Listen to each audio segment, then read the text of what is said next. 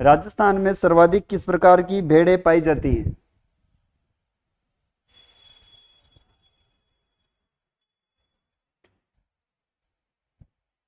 Hi sir, खुदा।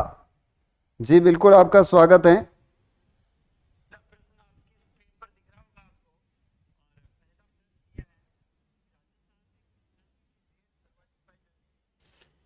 Answer आ रहा है आपका सी। आंसर आ रहा है क्रुद्धा जी, आपका आंसर आ रहा है सी।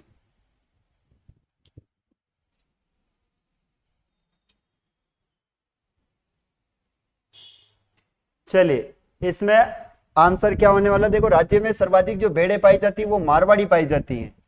देखिए, मारवाड़ क्षेत्र में जो भेड़ें पाई जाती हैं, मारवाड़ क्षेत्र में जो भेड़ें पाई जाती हैं वह सर्वाधिक भेड़ें होती है, याद रखना है। क्योंकि मारवाड़ एक बहुत बड़ा भूभाग हो जाता है और इसके अंदर संख्या में देखा जाए तो याद रखना है सर्वाधिक भेड़ें पाई जाती हैं।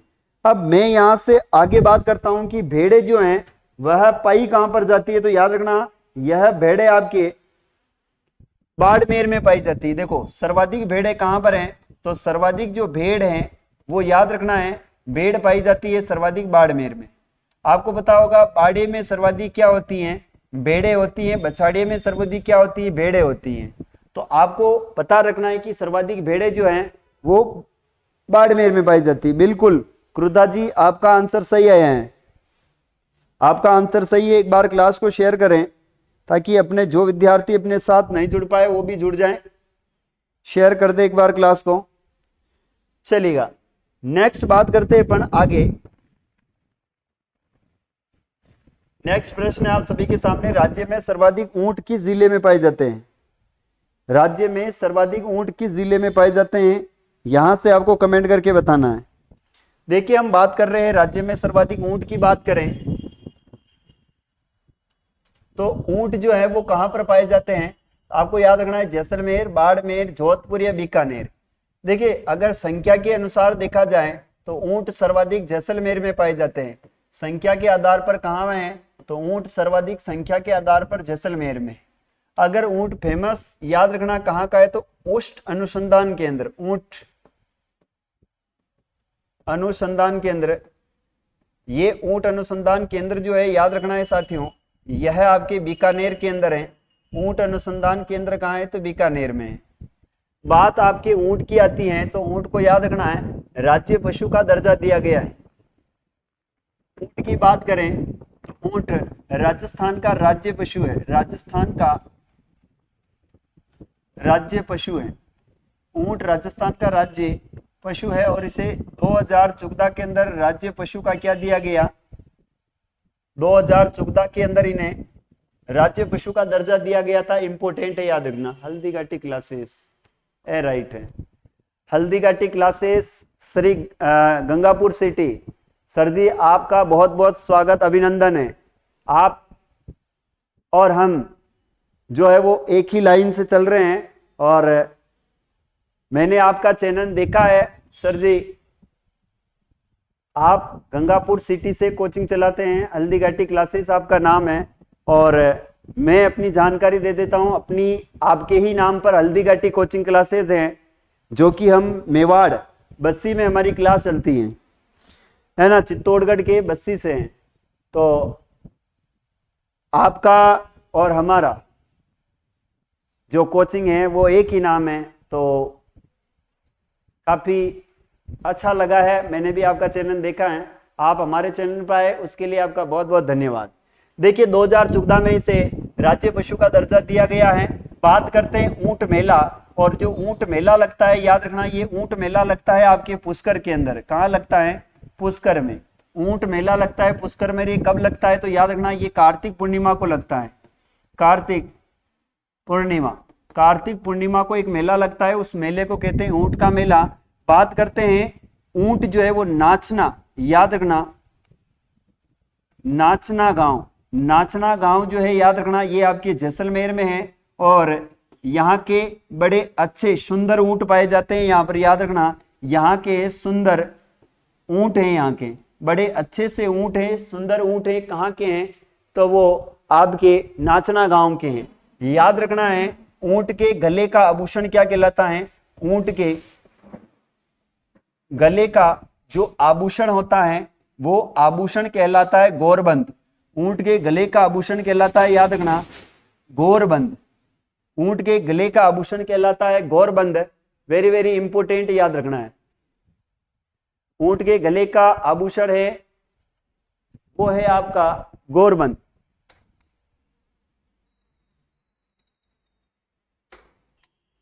चलेगा। यह सबसे रंगीन मेला होता है, आप जैसा कि बता रहे हो, याद रखना, राजस्थान का सबसे रंगीन मेला है। राजस्थान का सबसे रंगीन मेला है, सबसे रंगीन मेला है। राजस्थान का सबसे रंगीन मेला कौन सा है? तो ऊंट का मेला है। याद रखना है कि बूढ़े ऊंट को क्या कहते हैं? जो बूढ़ा ऊंट होता है, बूढ़ा ऊंट, इस बूढ़े ऊंट को कहते हैं, याद रखना है, पाकर। और ऊंट के बच्चे को क्या कहते हैं? तो याद रखना, ऊंट का बच्चा क्या कहलाता है? आपको कमेंट करके बताना है। ऊंटों के देवता कौन है? कौन क्लास का पढ़ा रहे हो सर?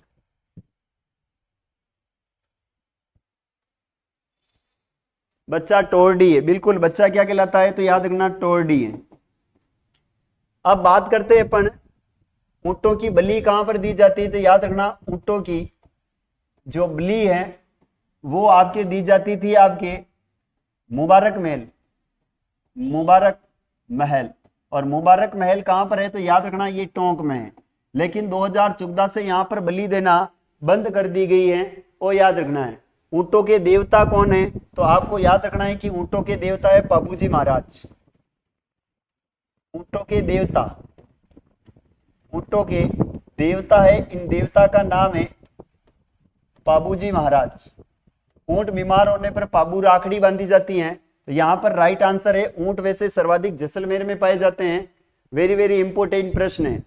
मुबारक महल, बिल्कुल मुबारक महल है। देखिए बहुत शानदार क्लास होने वाली है। आप सभी से मैं यही कहना चाहता हूं कि क्लास अच्छी लगे तो प्लीज आपके जितने ग्रुप हैं उन ग्रुपों के अंदर शेयर किया करें, क्योंकि आप लोग क्लास को शेयर नहीं करते हो ना तो मजा नहीं आता है पढ़ाने का।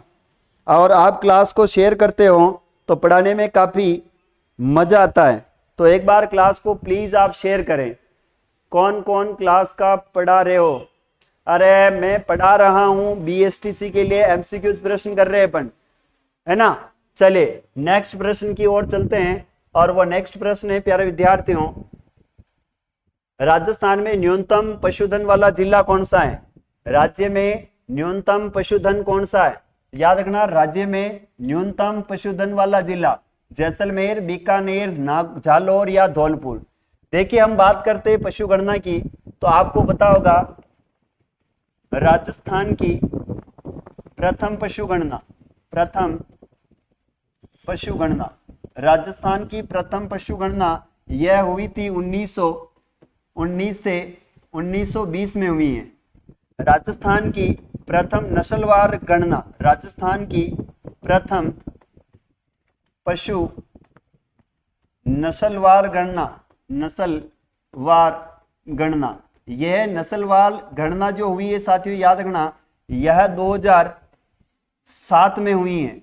स्वतंत्र भारत की प्रथम पशु गणना, स्वतंत्र भारत की प्रथम पशु गणना हुई थी, याद रखना, प्रथम पशु गणना। और स्वतंत्र भारत की पशु गणना हुई थी 1951 ईस्वी या 56 ईस्वी आता है, मुझे कमेंट करके बता दीजिएगा आप, है ना। हनुमानगढ़ की पावन धरा से आपका स्वागत है, बिल्कुल स्वागत है। यहां पर बात करते हैं आगे वर्तमान पशु गणना, वर्तमान पशु गणना, वर्तमान पशु गणना हुई है, यह 2017 की है। और कौन सी है? तो याद रखना, यह आपकी 20वीं पशु गणना है, 20वीं पशु गणना है, 20वीं पशु गणना है। 19वीं जो पशु गणना हुई थी, याद रखना, 19वीं पशु गणना ये हुई है 2012 के अंदर। याद रखना है पशु गणना प्रति 5 वर्ष में होती, पशु गणना प्रति 5 वर्ष में होती, 5 वर्ष में होती है। पशु गणना प्रति 5 वर्ष में होती है। राजस्थान में पशु घनत्व, याद रखना है राजस्थान में जो पशु घनत्व है, पशु घनत्व, याद रखना है कि पशु घनत्व 2012 की बात करें तो इस समय 169 प्रति वर्ग किलोमीटर था, प्रति वर्ग किलोमीटर, जो कि याद रखना 2017 में 163 प्रति वर्ग किलोमीटर के अंदर पशु गणना अभी जनगणत्व है, पशु घनत्व है, याद रखना है। यहां पर सर्वाधिक पशु पाए जाते हैं, याद रखना सर्वाधिक पशु पाए जाते हैं आपके कहां पर है, तो बाड़मेर में सर्वाधिक पशु है, जबकि न्यूनतम पशु कहां है, तो धौलपुर में न्यूनतम पशु हैं। कहां पर हो जाएंगे, धौलपुर में न्यूनतम पशु हैं, याद रखना है धौलपुर में क्या है, न्यूनतम पशु पाए जाते हैं।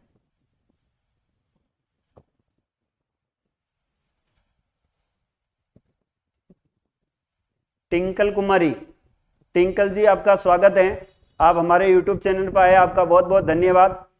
चलेगा, नेक्स्ट प्रश्न है,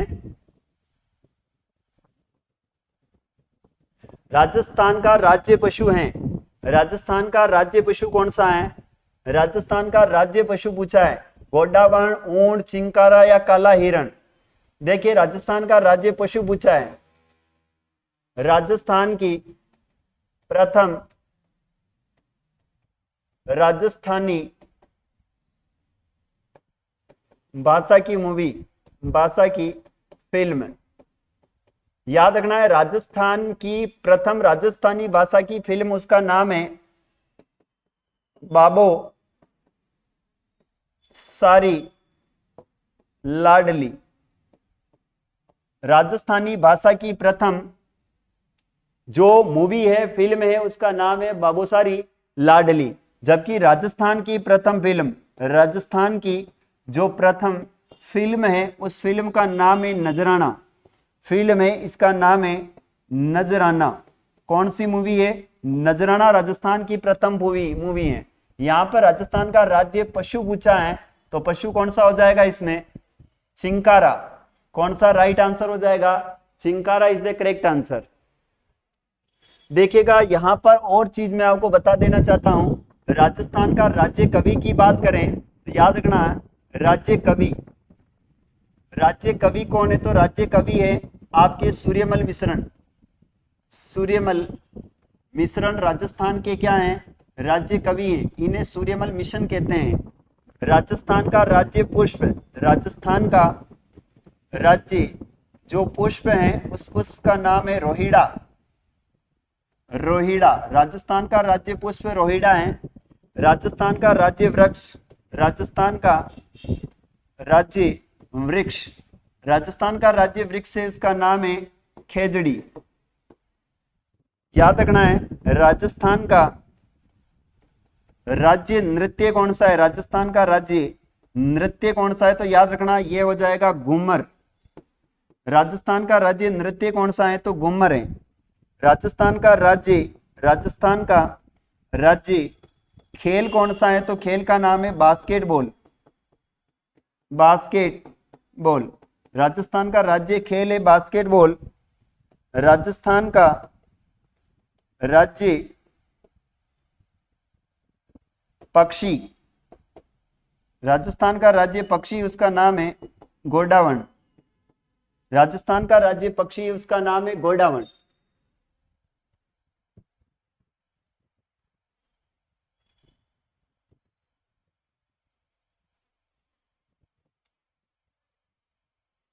गुड इवनिंग सर, सीमा यादव, सीमा यादव जी आपका हार्दिक स्वागत, अभिनंदन है।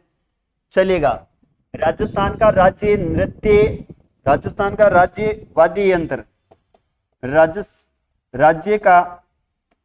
का राज्य वाद्य यंत्र, राजस्थान का राज्य वाद्य यंत्र, उसका नाम है अलगोजा, अलगोजा।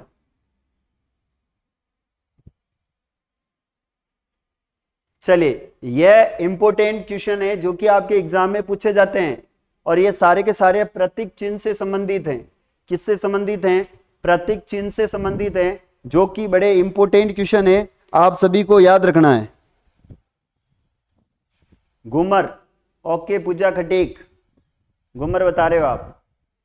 चलिए नेक्स्ट क्वेश्चन है, आगे बढ़ते हैं। राजस्थान में सर्वाधिक पशु मेले कहाँ लगते हैं? राजस्थान में सर्वाधिक पशु मेले कहाँ लगते हैं? याद रखना, राज्य में सर्वाधिक पशु मेलों का आयोजन होता है झालावाड़ में, जयपुर में, नागौर में या उदयपुर में। राजस्थान में सर्वाधिक पशु मेले कहाँ आयोजित होते हैं?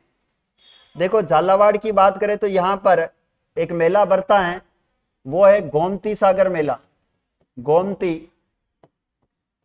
सागर पशु मेला। गोमती सागर पशु मेला कहाँ का है? तो झालावाड़ का है।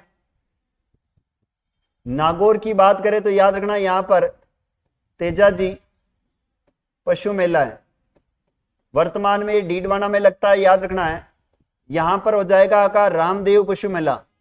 रामदेव पशु मेला, रामदेव पशु मेला। तो सर्वाधिक अभी जो इस ऑप्शन के अनुसार नागौर के अंदर सर्वाधिक पशु मेले लगते हैं। अगर और आपसे पूछा जाए कि गोगा जी पशु मेला कहाँ लगता है? गोगा जी पशु मेला,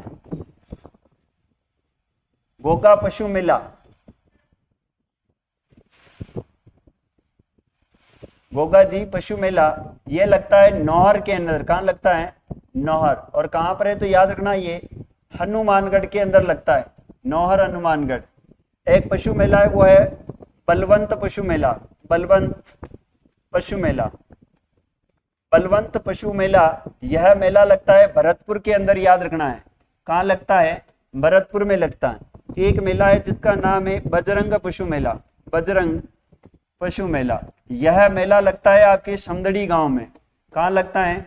समदड़ी गांव। समदड़ी गांव कहाँ पर है? तो याद रखना, ये बालोतरा के अंदर है। समदड़ी गांव, बालोतरा। इनके बाद में नागौर में 3 मेले लगते हैं ना, बिल्कुल। आगे बढ़ते हैं। याद रखना, एक मेला है जिसका नाम है, वो हो जाएगा आपका मलीनाथ पशु मेला। मलीनाथ पशु मेला, मलीनाथ पशु मेला यह लगता है आपके तिलवाड़ा के अंदर। कहाँ लगता है? तिलवाड़ा। तिलवाड़ा कहाँ पर है? तो याद रखना, ये बालोतरा के अंदर है। राजस्थान का सबसे प्राचीन पशु मेला कहते हैं, इसे याद रखना है। राजस्थान का सबसे प्राचीन पशु मेला है, सबसे प्राचीनतम पशु मेला है। राजस्थान का सबसे प्राचीनतम पशु मेला है, वो कौन सा है? तो मलीनाथ पशु मेला है।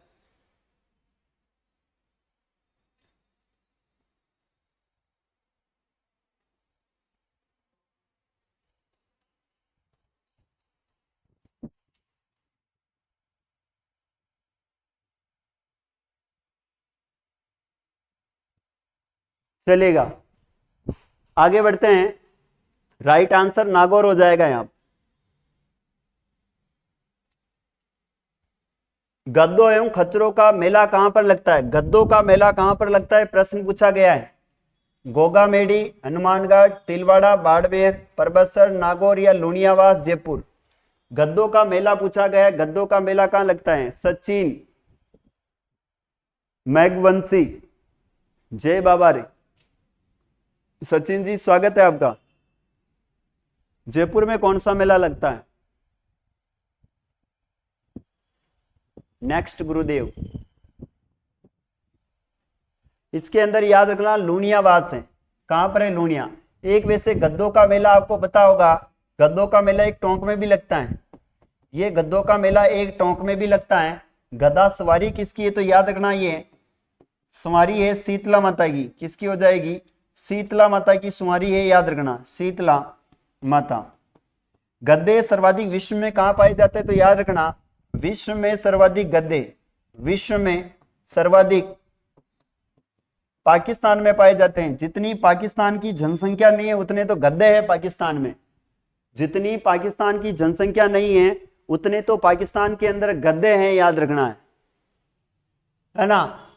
इनके बाद अपन आगे चलते हैं। यहीं पर आपको बताए लूणियावास के अंदर यहाँ पर बैलगाड़ी का मेला लगता है, बैलगाड़ियों का मेला लगता है, बैलगाड़ियों का मेला लगता है यहीं पर, बैलगाड़ियों का मेला है। गद्दा अभ्यारण्य की बात की जाए तो डुंडलोद, झुंझुनू, गधा अभ्यारण्य, गधा अभ्यारण्य के बारे में प्रश्न पूछा जाए, याद रखना गद्दा अभ्यारण्य कहाँ है, तो ये है डुंडलोद, और डुंडलोद कहां पर है, तो ये झुंझुनू के अंदर है, याद रखना डुंडलोद कहां पर है, झुंझुनू के अंदर है, जहां पर क्या लगता है, गद्दों का अभ्यारण्य है यहाँ पर। अनिल खटीक, जय श्री श्याम, जय श्री श्याम, शीतला माता है, बिल्कुल शीतला माता है। देखिए तिलवाड़ा किस नदी के किनारे है, तो ये लूणी नदी के किनारे, कौन सी नदी है, लूणी नदी के किनारे। मात्र सभ्यता भी है तिलवाड़ा सभ्यता। प्रबत्सर, ये वर्तमान में याद रखना, प्रबत्सर जो है वो डीडवाना कुचामन में आता है, डीडवाना कुचामन में शामिल है, और यहाँ पर वीर तेजाजी पशु मेला लगता है। गोगा जी की आप जानते हो, गोगा मेड़ी, यहाँ इसको दुर्मेड़ी भी कहते हैं, क्या कहते हैं, दुर्मेड़ी, क्योंकि गोगा जी का यहाँ पर धड़ कट के गिरा था, इसलिए दुर्मेड़ी भी कहते हैं इसको, ठीक है। चाकसू की सील की डूंगरी पर है, बिल्कुल शीतला माता का मंदिर माधो सिंह ने बनाया था। आगे बढ़ते हैं, नेक्स्ट क्वेश्चन है, राजस्थान पशुपालन विभाग की स्थापना कब हुई है, राजस्थान में पशुपालन विभाग की स्थापना कब की गई है, राजस्थान में पशुपालन विभाग की स्थापना हुई 1956, 50, 57 या 1961। पशुपालन विभाग की स्थापना कब हुई, इसके बारे में कमेंट करके बताना है।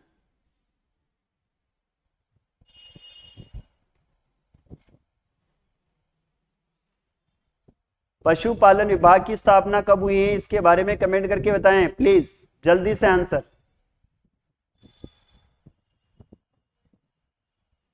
चलिए यहां पर मैं लिख देता हूं आपको, राजस्थान राज्य पथ परिवहन निगम की स्थापना कब हुई है, निगम की स्थापना कब हुई है बताना है आपको। राजस्थान राज्य पथ परिवहन निगम की स्थापना कब हुई है। फिर एक प्रश्न है, राजस्थान लोक कला मंडल, लोक कला मंडल की स्थापना कब हुई है, लोक कला मंडल की स्थापना कब हुई है। फिर प्रश्न है, राजस्थान में प्रथम ग्रामीण रोडवेज बस सेवा की शुरुआत, बस सेवा की शुरुआत कब और कहां से हुई, शुरुआत कब और कहां से हुई, कब वे कहां से हुई। इन प्रश्नों का आंसर देना है।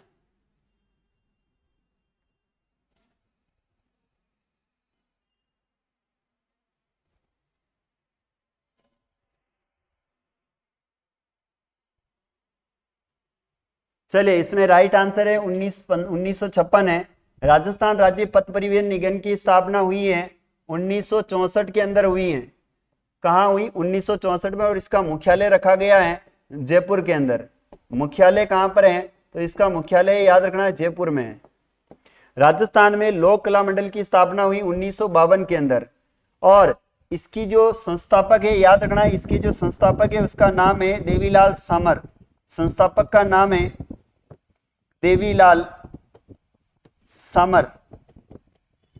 इसका मुख्यालय कहाँ है, तो याद रखना लोक कला मंडल का जो मुख्यालय वो उदयपुर में है। कहाँ पर है, लोक कला मंडल का मुख्यालय है उदयपुर में।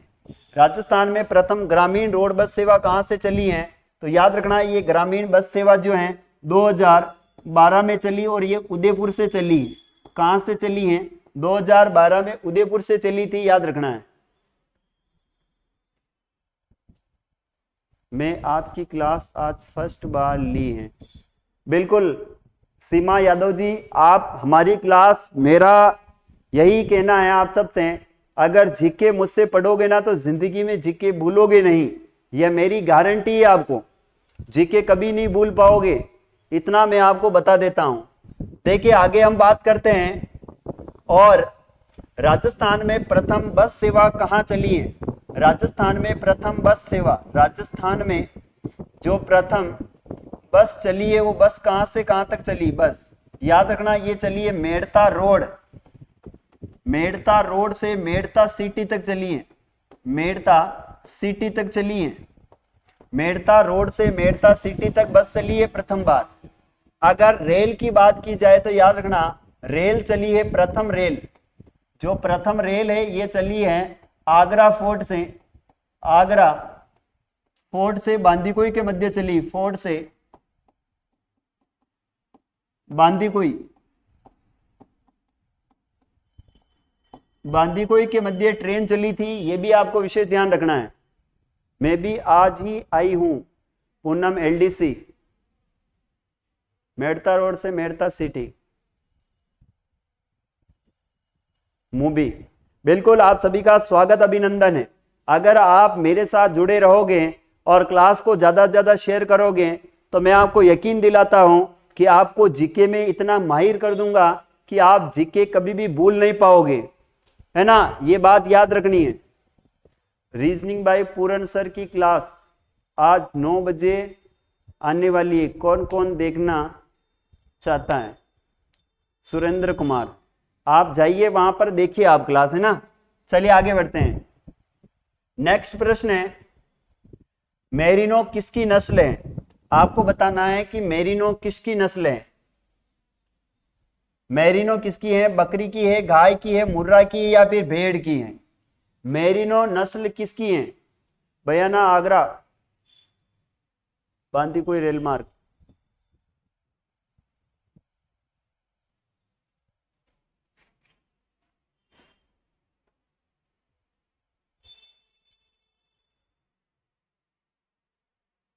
मेरिनो किसकी नस्ल है? याद रखना मेरिनो है वो है भेड़ की नस्ल है, इसे भारत की मेरिनो, है ना, भेड़ की नस्ल है। अगर बकरी गाय, गाय की आपको पता है ना गाय की नस्ल कौन सी आती है? गाय की एक नस्ल होती है थारपारकर, इसमें रेंडी होती है, आपको पता है रेंडी, और इसी के अंदर होती है आपकी जर्सी, जर्सी। मुर्रा होती है मुर्री, मुर्रा याद रखना भैंस की नस्ल होती है, मुर्रा भैंस की नस्ल होती है मुर्रा। राठी गाय की नस्ल होती है राठी।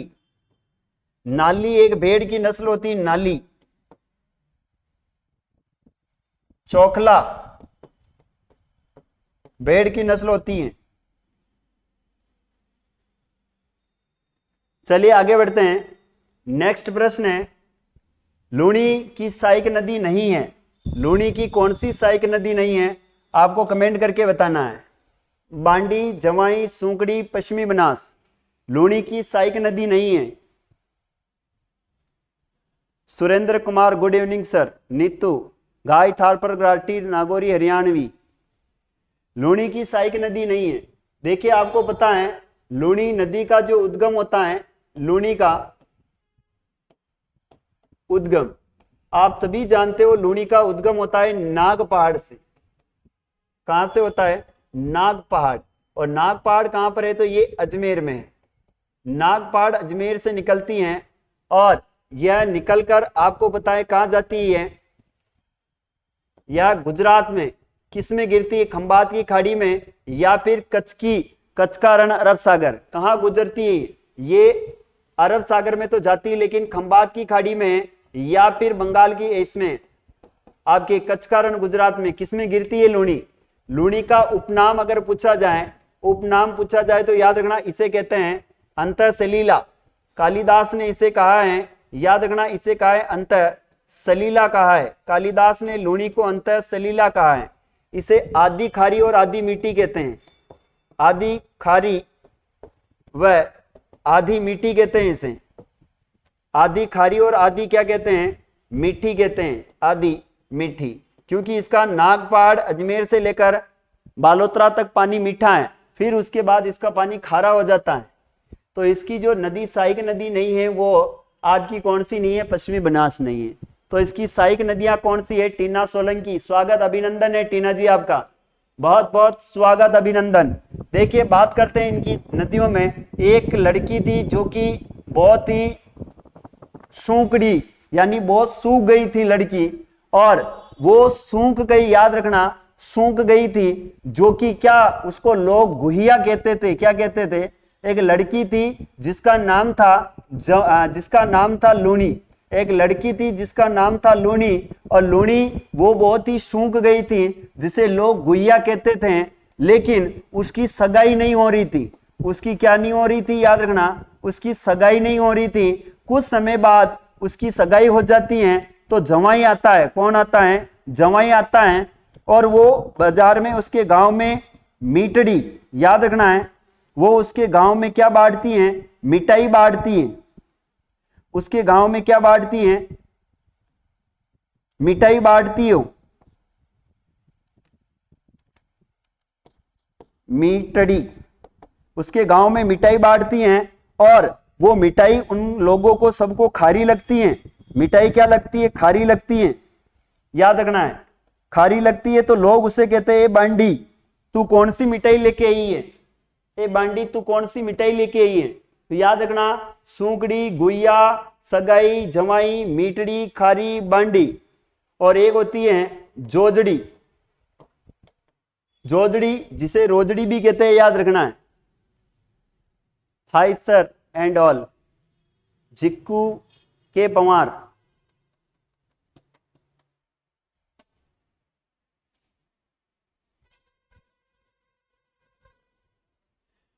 याद रखना, पश्चिमी मरुस्थल में बहने वाली एकमात्र नदी है ये, जो अरावली को काट कर बहती है। लूनी किसको काट कर बहती है? ये जोजड़ी इसमें मिलने वाली एकमात्र,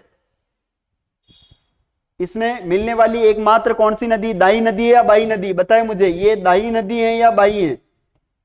दाई है या फिर बाई है? एकमात्र नदी जिसका उद्गम मैदान से होता है, पहाड़ियों से नहीं होता है। मरुस्थल की गंगा, सागरमती, मीठी, खारी, लवणवती, शकरी।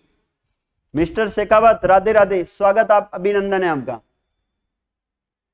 चलेगा, आपको पता है बांडी नदी का उद्गम होता है हेमावास की पहाड़ियां। कहां से होता है? हेमावास गांव की पहाड़ियां। इस पर एक बांध बना हुआ है, उसका नाम है हेमावास बांध है। कौन सा बांध है? हेमावास बांध बना हुआ है, ये पाली के अंदर। यहां पर जवाई नदी है, याद रखना, ये गोरिया गांव की पहाड़ियों से आती है। कहां से आती है? गोरिया गांव की पहाड़ियां पाली हैं। इसके ऊपर भी एक बांध बना हुआ है जिसका नाम है जवाई बांध। पश्चिमी राजस्थान का अमृत सरोवर या पश्चिमी राजस्थान का सबसे बड़ा बांध कहते हैं। सूखड़ी नदी आपको पता होगा, इस पर भी एक बांध बना हुआ है, उसका नाम है बांकली बांध, और ये जालोर में बना हुआ है। जालोर शहर और जालोर दुर्ग इसी नदी के किनारे बसा हुआ है। पश्चिमी राजस्थान की सबसे लंबी नदी लूनी नदी है। ओके, चलिए जस्ट आगे बढ़ते हैं। नेक्स्ट प्रश्न है, चंबल नदी का उद्गम स्थल है। चंबल का उद्गम कहां से होता है?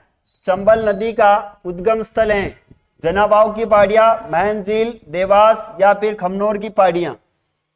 चंबल नदी का उद्गम कहां से होता है? Suman Kumari, good evening sir, good evening. Jojri एकमात्र दाई किनारे से मिलने वाली नदी है। जोजड़ी एकमात्र दाई किनारे से मिलने वाली नदी है। ठीक है जी, सुमन जी आपका स्वागत अभिनंदन है। जो भी नए विद्यार्थी आते हैं वो कृपया करके एक बार अपनी क्लास को शेयर जरूर करें, ज्यादा से ज्यादा मित्रों के पास अपनी क्लास को शेयर करें। आप सभी के लिए क्लासें लगाई जाती हैं और आप सब इस क्लास में कंजूसी करते हो शेयर करने में। ऐसी कंजूसी नहीं होनी चाहिए। प्लीज आप सबसे रिक्वेस्ट है कि क्लास को ज्यादा ज्यादा शेयर करें। देखिए इसमें है, चंबल नदी का उद्गम होता है जनाबाव की पहाड़ियां, जो कि कहां पर है? ये एमपी में। देखिए ये राजस्थान में प्रवेश कहां से करती है? राजस्थान में यह प्रवेश करती है आपके चौरासीगढ़ नामक स्थान से।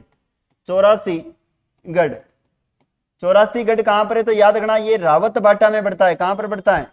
बैसरोडगढ़, बैसरोडगढ़, रावत बाटा, बैसरोडगढ़, यहां से प्रवेश करती है चित्तौड़गढ़ से। याद रखना है चित्तौड़गढ़। अगर बात की जाए इस चंबल नदी की कुल लंबाई की अभी वर्तमान में, तो इसकी वर्तमान में लंबाई है 1051 किलोमीटर है। 1051 किलोमीटर कुल लंबाई आती है इसकी। इसके ऊपर 4 बांध बनाए गए हैं, 4 बांध बनाए गए, याद रखना क्या बनाए गए, 4 बांध है। वो बांध है गांधी को राज, याद रखना क्या है, गांधी को राज। बांध कौन सा है, तो गांधी को राज है, यानी पहला बांध बना है उसका नाम है गांधी सागर बांध। कौन सा बांध हो जाएगा, गांधी सागर बांध। दूसरा बांध है उसका नाम है कोटा बैराज। कौन सा हो जाएगा, कोटा बैराज, ये निर्माण के अनुसार है। तीसरा हो जाएगा राणा प्रताप सागर बांध, राणा प्रताप सागर बांध है, राणा प्रताप सागर बांध है। चौथा हो जाएगा वो है जवाहर सागर बांध, जवाहर सागर बांध है, जवाहर सागर बांध। याद रखना इस बांध का निर्माण हुआ है 1959 में, कोटा बैराज का हुआ है 1960 में, राणा प्रताप का हुआ है 1970 में, और जवाहर सागर बांध का निर्माण हुआ है 1971 के अंदर, याद रखना है।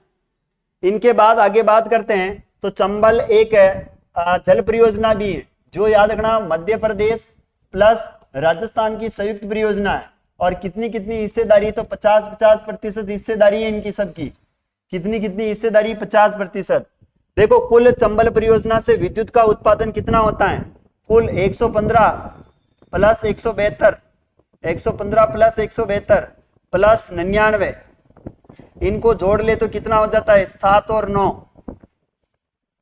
6 1 8 9 9 18 हासिल 1 3, 386 मेगावाट बिजली का यहां से क्या होता है, उत्पादन होता है। और इसमें 50-50% हिस्सेदारी है, 50 एमपी की है, 50 राजस्थान की हिस्सेदारी है। गांधी सागर बांध से 115 मेगावाट, 115 मेगावाट बिजली का उत्पादन होता है। और याद रखना है कोटा बैराज, ये आपका सिंचाई हेतु निर्मित बांध है। राणा प्रताप सागर से 172 मेगावाट बिजली का उत्पादन होता है। जवाहर सागर बांध से 99 मेगावाट बिजली का उत्पादन होता है। चंबल नदी पर निर्मित सबसे बड़ा गांधी सागर बांध है। याद रखना राजस्थान में चंबल नदी पर सबसे बड़ा बांध है राणा प्रताप सागर बांध, जो कि जल भराव क्षमता की दृष्टि से सबसे लंबा बांध है, जो कि जल भराव क्षमता की दृष्टि से सबसे लंबा बांध है। खमनोर की पहाड़ियों से याद रखना बनास नदी आती है, बनास नदी खमनोर की पहाड़ियों से आती है। देवास गांव की पहाड़ियां, देवास गांव की पहाड़ियां, यहां से कौन सी नदी, पार्वती। महन झील से तो आपको पता है माही नदी आती है, महन झील से माही नदी आती है, याद रखना माही नदी महन झील से आती है। अच्छा, देवास गांव की पहाड़ियों से पार्वती आती है या काली सिंध आती है, कमेंट करके बताएं, काली सिंध या पार्वती आती है देवास गांव की पहाड़ियों से।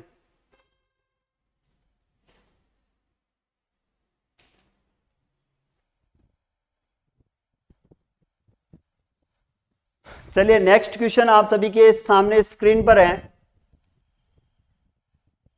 कौन सी नदी अरब सागर में गिरती है, इनमें से कौन सी नदी जो है वह अरब सागर में गिरती है, माही है, बनास है, चंबल है या खारी है। कौन सी नदी अरब सागर में गिरती है, कमेंट करके बताएं इसका क्या आंसर होने वाला है।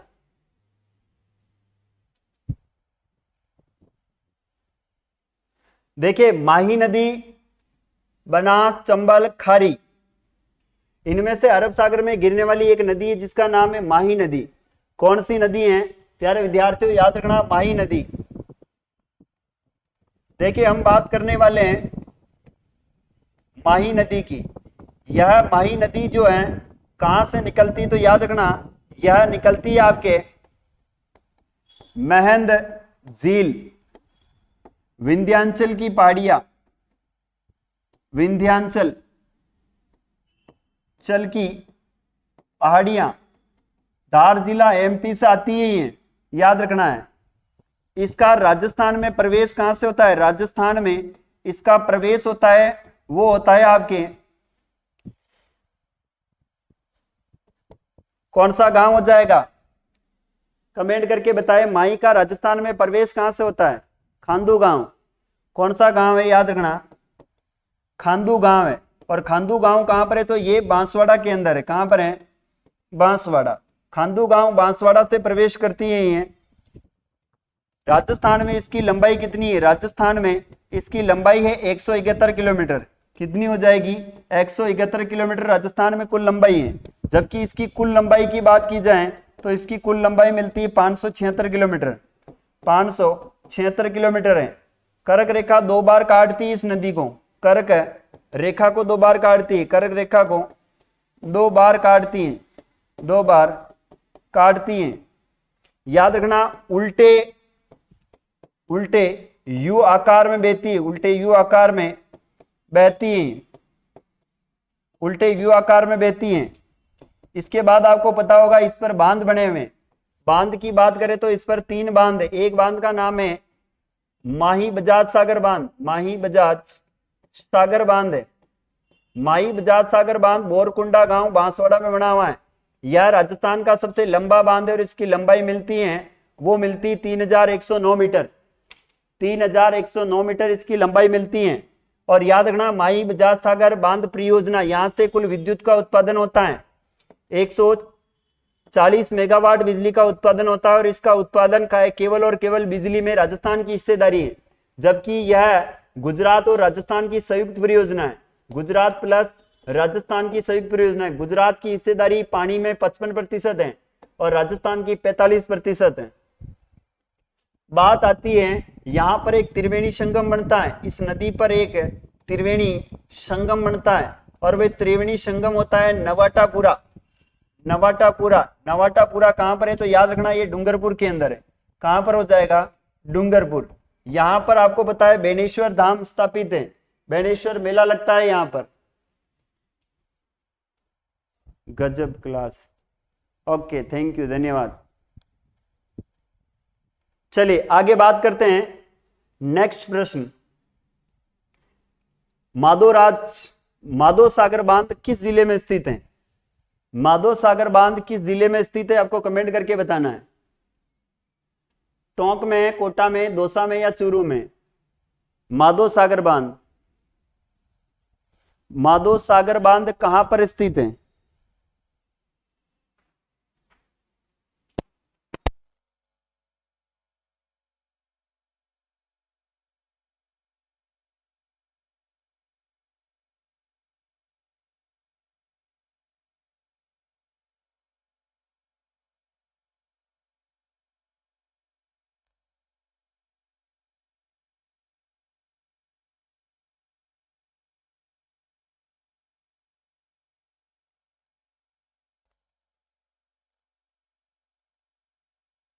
आंसर दीजिए आप, माधो सागर बांध कहां पर स्थित है?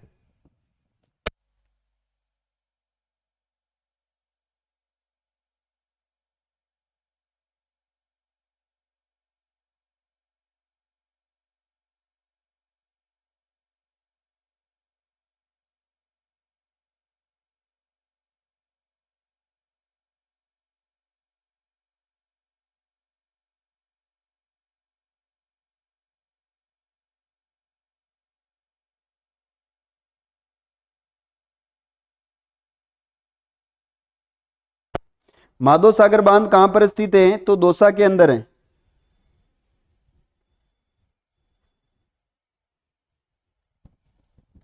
चलिए आगे बात करते हैं। देखो यहां पर टोंक की बात आती है तो एक बांध पूर्व में यहां पर था, उसका नाम था बिशलपुर बांध। कौन सा बांध था? बिशलपुर बांध, जो कि वर्तमान में कहां पर है? ये केकड़ी के अंदर है। वर्तमान में कहां पर है तो याद रखना ये केकड़ी के अंदर है और राजस्थान की सबसे बड़ी पेयजल परियोजना है।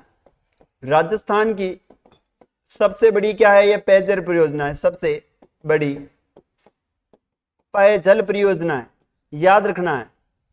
चूरू की बात करें तो चूरू आपको पता है राजस्थान का सबसे गर्म जिला है, राजस्थान का सबसे गर्म जिला है, राजस्थान का सबसे ठंडा और सबसे गर्म जिला है। कौन सा है तो चूरू है। आगे बात आती है, याद रखना कि इस चूरू में कोई नदी नहीं है, याद रखना कोई नदी नहीं है। यहां पर ताल छापर अभ्यारण्य और ताल छापर झील है, ताल छापर अभ्यारण्य और यहां पर ताल छापर झील है, अभ्यारण्य, और यहां पर याद रखना ताल छापर क्या है? झील है। यहां पर याद रखना काले हिरण पाए जाते हैं। क्या पाए जाते हैं? काले हिरण पाए जाते हैं। इसे कृष्ण मृग कहते हैं, कृष्ण मृग कहते हैं, याद रखना है। क्या कहते हैं? कृष्ण मृग के नाम से जानते हैं। कृष्ण मृग कहते हैं, ये भी आपको विशेष ध्यान रखना है।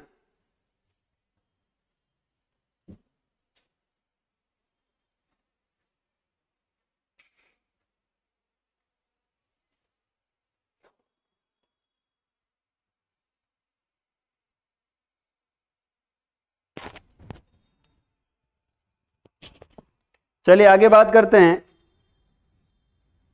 कृष्ण मृग या काले हिरण, ये तालछापर अभ्यारण्य है। इस अभ्यारण्य को याद रखना द्रोणाचार्य की क्या कहते हैं, द्रोणाचार्य की तपोभूमि कहते हैं। द्रोणाचार्य की इसे तपोभूमि कहते हैं, द्रोणाचार्य की तपोभूमि कहते हैं इसे, वो भी याद रखना है। अच्छा, यहां पर घास पाई जाती है जो कि काला हिरण खाता है, उस घास का नाम है मोबिया घास। कौन सी घास है, मोबिया घास पाई जाती जो कि कौन खाता है, काला हिरण खाता है, मोबिया घास। नेक्स्ट प्रश्न है आप सभी के सामने, मोरेल बांध किस जिले में स्थित है। मोरेल बांध किस जिले में स्थित है, तो सवाईमाधोपुर में, बीकानेर में, टोंक में या पाली के अंदर है। मोरेल बांध कहां पर स्थित है, कमेंट करके बताएं। मोरेल बांध कहां पर स्थित है। देखिए मोरेल बांध आपके बना हुआ है सवाईमाधोपुर में। कहां पर है, सवाईमाधोपुर में बना हुआ है। अच्छा, कौन सी नदी पर बना हुआ है ये बताएं मुझे। ये मोरोल बांध जो है, मोरेल बांध, नदी कौन सी है, कमेंट करके बताना है। बीकानेर में कोई बांध नहीं है। टोंक की बात करें, पाली के अंदर एक बांध बना हुआ है जिसका नाम है जवाई बांध। कौन सा बांध है, याद रखना, जवाई बांध। इस जवाई बांध की बात करें तो ये कहां पर है, तो ये याद रखना सुमेरपुर में। कहां पर हो जाएगा, सुमेरपुर, पाली के अंदर बना हुआ है। इस बांध का निर्माण की बात करें तो इसका निर्माण कराया था महाराजा उमेश सिंह ने, इसका निर्माण करवाया उमेश सिंह है। इसीलिए महाराजा उमेश सिंह को राजस्थान मारवाड़ का भागीरथ कहते हैं। मारवाड़ का क्या कहते हैं, इन्हें याद रखना, भागीरथ कहते हैं। मारवाड़ का भागीरथ कौन है, तो उमेश सिंह जी हैं। संजीत कुमार, प्रणाम सभी को। संजीत जी हार्दिक स्वागत, अभिनंदन है। आगे बात करते हैं, ये जो बांध है जवाई बांध है, याद रखना जवाई बांध। इस जवाई बांध की बात कर रहे हैं अपन। इस बांध को कहते हैं पश्चिमी राजस्थान का सबसे बड़ा बांध है। पश्चिमी राजस्थान का क्या है, ये राजस्थान का सबसे बड़ा बांध है, सबसे बड़ा बांध है। और इस बांध को कहते हैं मारवाड़ का अमृत सरोवर। क्या कहते हैं इसे, याद रखना, मारवाड़ का अमृत सरोवर कहते हैं, अमृत सरोवर कहते हैं, याद रखना है। इस बांध में जो जलापूर्ति होती है, जलापूर्ति वो याद रखना है होती है आपकी सही परियोजना से। कहां से होती है, सही परियोजना।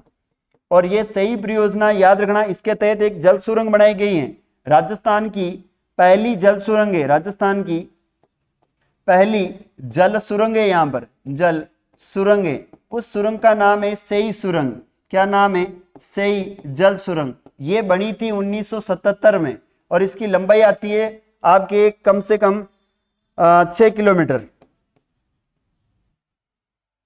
6 या 7 किलोमीटर आती है, याद रखना है।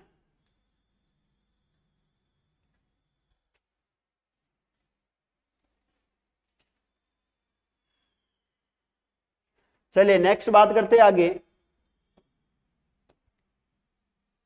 चौथ माता किस जनजाति की आराध्य देवी है। चौथ माता किस जनजाति की आराध्य देवी है, आपको कमेंट करके बताना है। आर्ट कल्चर शुरू हुई यहां से। चौथ माता किस जनजाति की आराध्य देवी है, आराध्य देवी किसकी है बताना है। डामोर की, कंजर की, गरासिया की या सांसी की है। चौथ माता किसकी आराध्य देवी है, मानू, प्रजापत, डामोर। और चौथ माता डामोर की कहां से होगी आराध्य देवी।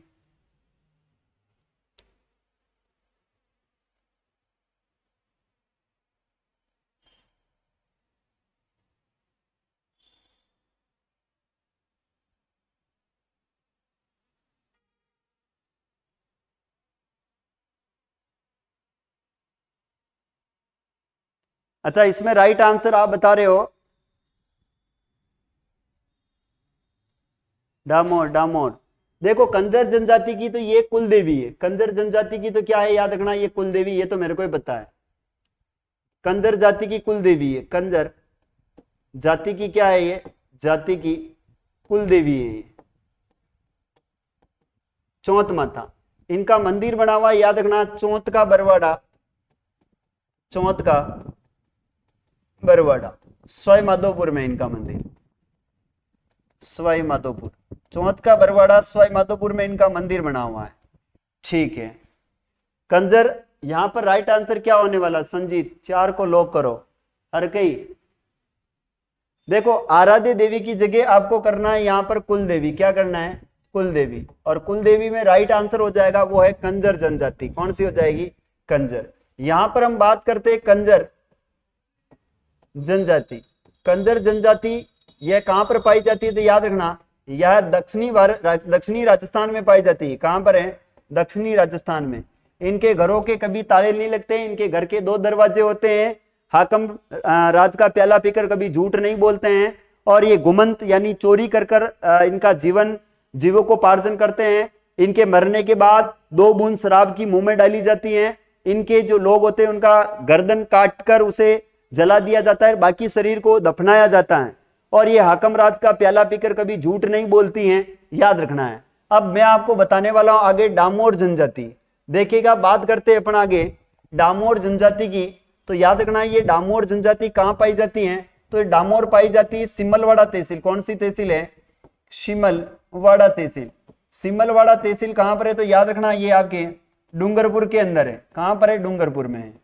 मूलतः ये जाति है, याद रखना कहां की है, तो ये मूलतः आपके गुजरात की जाति है। कहां की है, गुजरात की है। इनके जो लोग होते हैं वो लोग महिलाओं की तरह गहने पहनते हैं, लोग महिलाओं की तरह क्या पहनते हैं, तरह गहने पहनते हैं, गहने पहनते, याद रखना। इनका जो मुखिया होता है वो मुखिया कहलाता है, मुखी कहलाता है। मुखिया क्या कहलाता है, याद रखना मुखी कहलाता है। इनका मेला बड़ा फेमस है और उस मेले का नाम है छेला बावसीरा मेला। याद रखना है कौन सा मेला है, छेला बावसीरा मेला, बावसीरा मेला। छेला बावसीरा मेला बड़ा फेमस रहता है इनका, याद रखना है। लाडला सांवरिया सेठ का, संजीत जय भीम भाई, अब पढ़ लो जी, बिल्कुल पढ़ लो, आप फालतू में बातें मत करो, बातें नहीं करनी है आपको।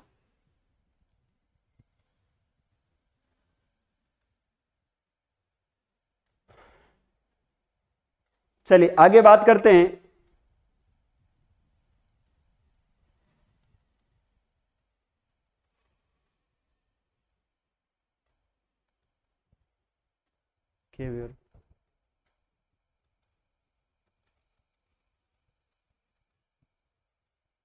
चलिए कंजर गरासिया जनजाति आपको पता है कहां पाई जाती है, तो गरासिया सर्वाधिक पाई जाती है, आपको पता है ये भाकर क्षेत्र में पाई जाती है। कहां पाई जाती है, भाकर क्षेत्र। और भाकर क्षेत्र कहां पर है, तो ये सिरोही को कहते हैं, याद रखना भाकर क्षेत्र सिरोही में। सांसी कहां पाई जाती है, तो सांसी भरतपुर में पाई जाती है सर्वाधिक।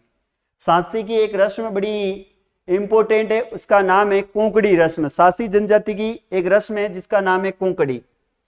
आगे बढ़ते हैं। गुड़ला त्योहार किस क्षेत्र में मनाया जाता है, गुड़ला त्योहार किस क्षेत्र में मनाया जाता है, यहां से आपको आंसर देना है। गुड़ला त्योहार किस क्षेत्र में मनाया जाता है, गुड़ला त्योहार किस क्षेत्र में मनाया जाता है, मारवाड़, मेवाड़, शेखावाटी या फिर हाड़ौती। देखिए यहां पर मारवाड़ की बात करें तो यहां पर एक तो गुड़ला महोत्सव मनाया जाता है, गुड़ला महोत्सव, गुड़ला महोत्सव मनाया जाता है। यहां पर याद रखना मारवाड़ महोत्सव मनाया जाता है, मारवाड़ महोत्सव। मेवाड़ की बात करें तो याद रखना यहां पर मीरा महोत्सव मनाया जाता है, मीरा महोत्सव चित्तौड़, मेवाड़ चित्तौड़ है। मेवाड़ के अंदर मनाया जाता है, याद रखना अन्नकूट महोत्सव, अन्नकूट महोत्सव यह मेवाड़ के अंदर मनाया जाता है, वो भी नाथद्वारा का फेमस है। कहां का है, नाथद्वारा का अन्नकूट महोत्सव है। मेवाड़ के अंदर एक महोत्सव मनाया जाता है, वो है जौहर महोत्सव, जौहर मेला महोत्सव। जौहर मेला महोत्सव कहां लगता है, तो चित्तौड़गढ़ दुर्ग में लगता है। शेखावाटी। देखो आगे है हाड़ौती के अंदर, हाड़ौती में कोई भी नहीं है, तो ये आपको विशेष ध्यान रखना है, यानी ये कहां का संबंधित है, मारवाड़ का संबंधित है। और अगर आ जाए याद रखना कि फुलडोल महोत्सव कहां का है, फुलडोल महोत्सव आपको कमेंट करके बताना है, फुलडोल महोत्सव कहां का है। इनके बाद में बताना है पतंग, पतंग महोत्सव कहां का है, पतंग महोत्सव, पतंग महोत्सव कहां का है कमेंट करके बताना है। इसके बाद थार महोत्सव कहां का है बताना है, थार महोत्सव, पतंग महोत्सव, थार महोत्सव, हाथी महोत्सव, हाथी महोत्सव कहां का है, ऊंट महोत्सव कहां का है, ऊंट महोत्सव कहां का है, ऊंट महोत्सव। इनके बाद आगे है वो है आपका मरु महोत्सव, मरु महोत्सव कहां का है ये भी बताना है, मरु महोत्सव। इनके बाद में आपका शरद महोत्सव, शरद महोत्सव कहां का है, शरद महोत्सव। एक आता है आपका बसंत ग्रीष्म महोत्सव, ग्रीष्म महोत्सव कहां का है बताना है आपको, ग्रीष्म महोत्सव, ग्रीष्म महोत्सव कहां का है। इतने सारे महोत्सव है। देखो फुलडोल महोत्सव ये आपके शाहपुरा का, कहां का है, शाहपुरा का है। पतंग महोत्सव कहां का है तो याद रखना जयपुर का है। पतंग की बात, थार महोत्सव कहां का है तो ये बाड़मेर का है। हाथी महोत्सव कहां का तो याद रखना ये जयपुर का है। ऊंट महोत्सव कहां का तो बीकानेर का है, ऊंट महोत्सव बीकानेर का है। जो मरु महोत्सव कहां का तो जैसलमेर का है, मरु महोत्सव कहां का है, जैसलमेर का है। शरद महोत्सव कहां का है, सिरोही का है, माउंट आबू सिरोही का है। ग्रीष्म महोत्सव कहां का है तो ये भी सिरोही का है, याद रखना है। एक नृत्य एक आता है ढोल नृत्य, क्या आता है, ढोल नृत्य, ये कहां का है तो ये आपके जालोर का है। और एक आता है ढोल महोत्सव, ढोल महोत्सव, ढोल महोत्सव कहां का है तो याद रखना ढोल महोत्सव आपके बारा का है, कहां का हो जाएगा, ढोल महोत्सव बारा का है।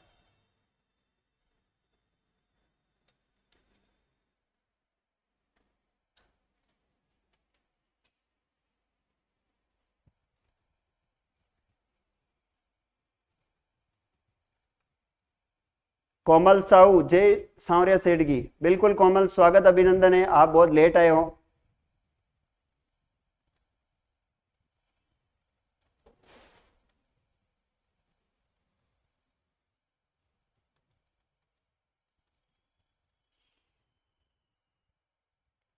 चलिए आगे बढ़ते हैं। नेक्स्ट क्वेश्चन है,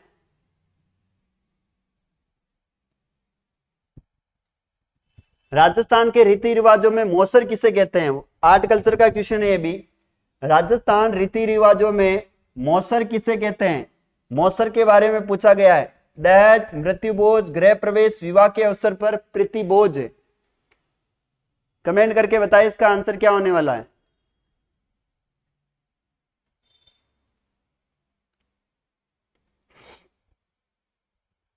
नाइस क्लास, संजीत कुमार, स्वागत, धन्यवाद संजीत जी। देखिए मौसर क्या है तो मौसर याद रखना मृत्यु भोज, क्या है, मृत्यु भोज। इसे अपन 11 दिन होते उसे कहते हैं काइटा, क्या कहते हैं, काइटा कहते हैं। 11वां दिन होता है उसे काइटा कहते हैं, याद रखना है। इनके बाद में लकड़ियां जो इकट्ठी की जाती हैं, लकड़ियां इकट्ठी करते हैं उसे कहते हैं मंगूदना, इकट्ठी करते उसे कहते हैं मंगूदना, मंगूदना क्या कहते हैं, मंगूदना कहते हैं, याद रखना है। इनके बाद एक होता है आपका लोकाई, लोकाई का है तो याद रखना ये भी मृत्यु भोज है, क्या है ये भी मृत्यु भोज ही है। इसके बाद में एक होता है मोताना, मोताना, मोताना क्या है तो याद रखना है मोताना, यह मृत्यु के बाद एक मुआवजा होता है उसे मोताना कहते हैं। मृत्यु के बाद सड़क जाम कर कर लिया जाने वाला एक मुआवजा होता है, मुआवजा, ये मुआवजा कहलाता है मोताना, क्या कहलाता है, मोताना। इनके बाद एक होता है आपका पेवरी, पेवरी क्या है, पेवरी याद रखना वधु की ओढ़नी, नव वधु की क्या है? ओढ़नी, ओढ़नी ओढ़ के नाचूं, पेवरी। इसके बाद है बिनोटा, बिनोटा क्या है? बिनोटा नव नवेली जो दुल्हन होती है उसकी जूतियों को क्या कहते हैं? बिनोटा कहते हैं। नई नवेली जो दुल्हन होती है उसकी जूतियों को बिनोटा कहते हैं।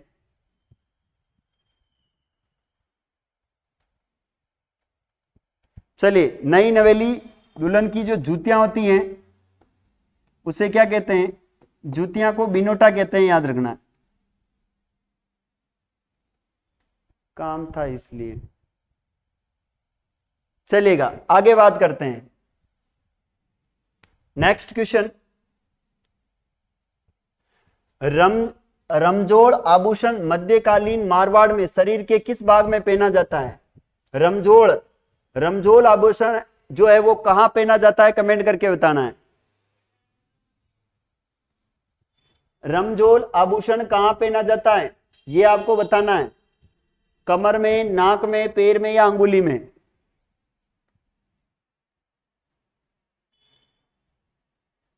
रमजोड़ आभूषण कहां पहना जाता है? उसके बाद बताना है आपको चूप आभूषण कहां पहनते हैं? चूप। चूप के बाद एक आभूषण है चाप, कहां पहनते हैं? चूप, चाप। इनके बाद में बेसरी, बेसरी आभूषण कहां पहनते हैं? बेसरी के बाद कंदोरा कहां पहनते हैं?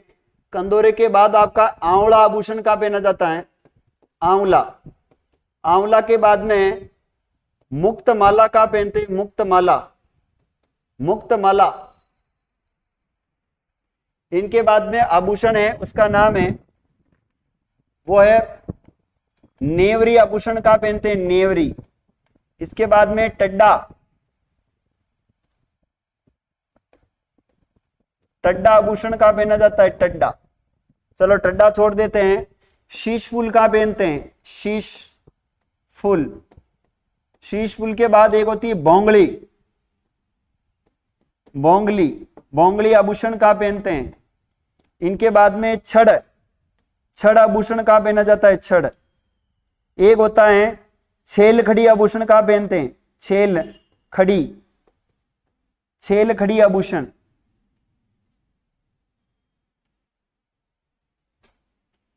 सी राइट आंसर। रमजोड़, रमजोड़ पे में पहनते हैं। अच्छा, यहां पर चुप आभूषण कहां पहनते हैं? तो चुप चाप, चुप चाप। चुप आभूषण पहनते हैं दांत में, कहां पहनते हैं? दांत में। चाप कहां पहनते हैं? तो याद रखना नाक में। बेसरी कहां पहनते? तो नाक में। कंदोरा कहां पहनते? तो कमर में। आंवला कहां पहनते? तो पैर में। मुक्तमाला कहां पहनते? तो गले में। नेवरी कहां पहनते? तो याद रखना पैर में। शीश फूल कहां पहनते? तो सिर में, याद रखना सिर में। भोंगली कहां पहनते? तो भोंगली नाक में पहनते हैं, नाक। छड़ कहां पर पहनते? तो याद रखना ये पैर में पहनते हैं। छेलकड़ी कहां पहनते हैं? तो ये कान में पहनते हैं छेलकड़ी, याद रखना।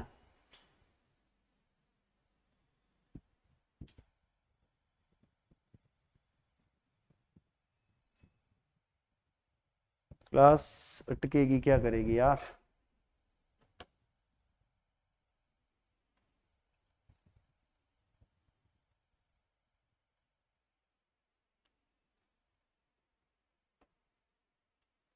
ओके, प्रॉब्लम है गिर क्लास के। अच्छा ये बताए क्लास बंद हो गई या चल रही है?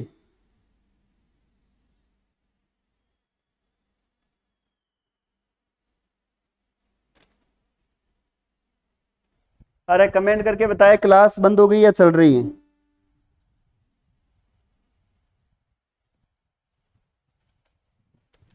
इसकी क्या प्रॉब्लम हो जाती है कुछ समझ में नहीं आता है। 1 मिनट में चालू रखना आप सभी, थोड़ी क्लास प्रॉब्लम कर रही है।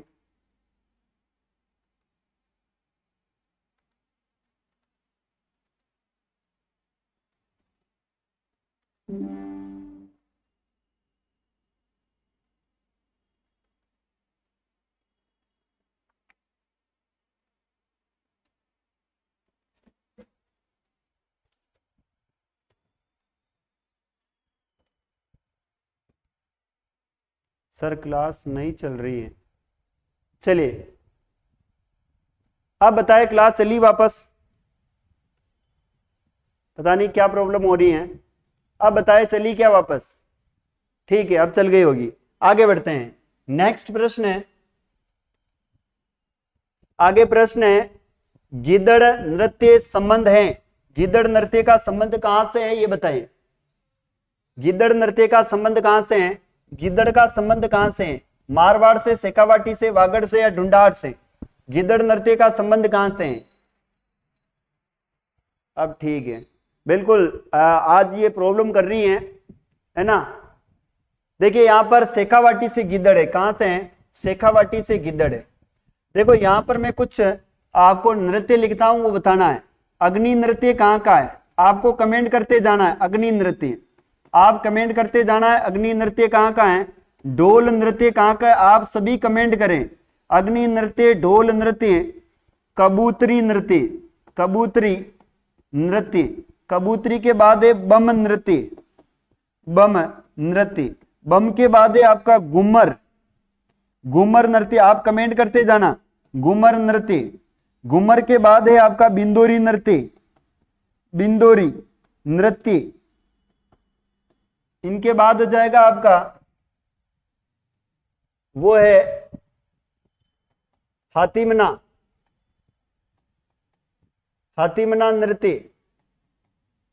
इनके बाद में हो जाएगा चंग ढप, चंग ढप। इनके बाद में हो जाएगा आपका लांगुरिया। गीत और नृत्य एक होता है गुटकन।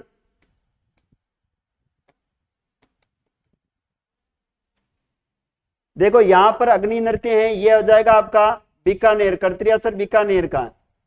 ढोल नृत्य जालोर का, कबूतरी आपके चूरू का है, बम नृत्य भरतपुर का है, घूमर नृत्य मारवाड़ का है, पूरा राजस्थान का है, और बिंदोरी नृत्य झालावाड़ का है, झालावाड़,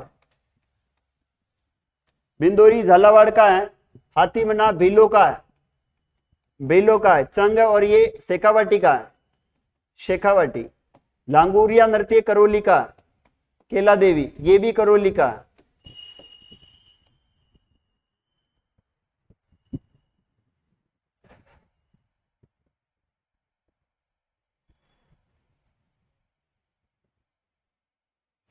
चलिए नेक्स्ट क्वेश्चन, पेजण नृत्य किस क्षेत्र से संबंधित है? पेजण नृत्य किससे संबंधित है? पेजण नृत्य कहां से? मेवाड़ से, वागड़ से, हाड़ौती से या मारवाड़ से? पेजण नृत्य बताना है आपको।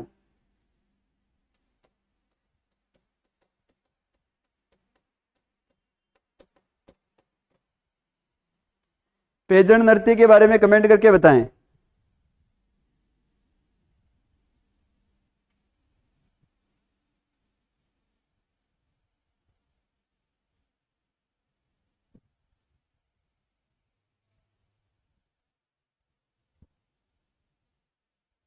पेजण नृत्य कहां का है? कमेंट करके बताएं। तन्नू गर्ग जैसलमेर, नमस्ते जी, स्वागत है आपका तन्नू जी। बिंदोरी नृत्य झालावाड़ का है। पेजण नृत्य कहां का है? जल्दी कमेंट करके बताएं।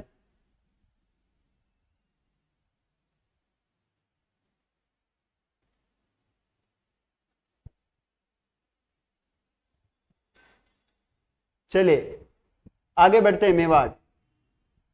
नेक्स्ट क्वेश्चन है, नाथद्वारा का मूल नाम क्या था?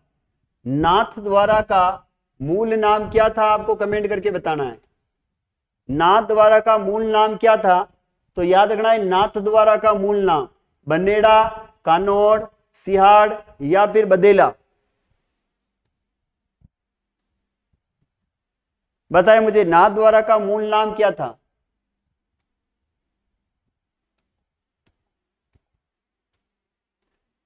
नाथद्वारा का मूल नाम मिलता है साथियों, याद रखना, सिहाड़।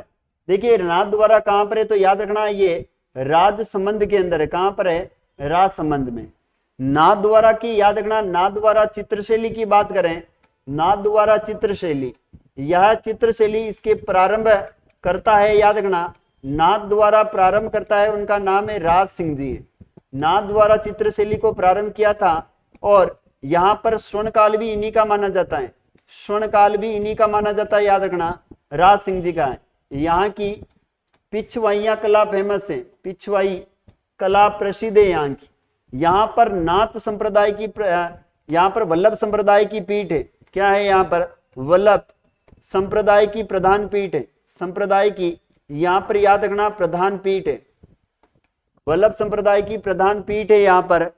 यहाँ पर श्रीनाथ जी का मंदिर बना हुआ है। क्या है? श्रीनाथ जी का मंदिर है, श्रीनाथ जी का क्या है? मंदिर। ये मूर्त कौन लाए? तो राज सिंह जी लेकर आए थे, याद रखना है।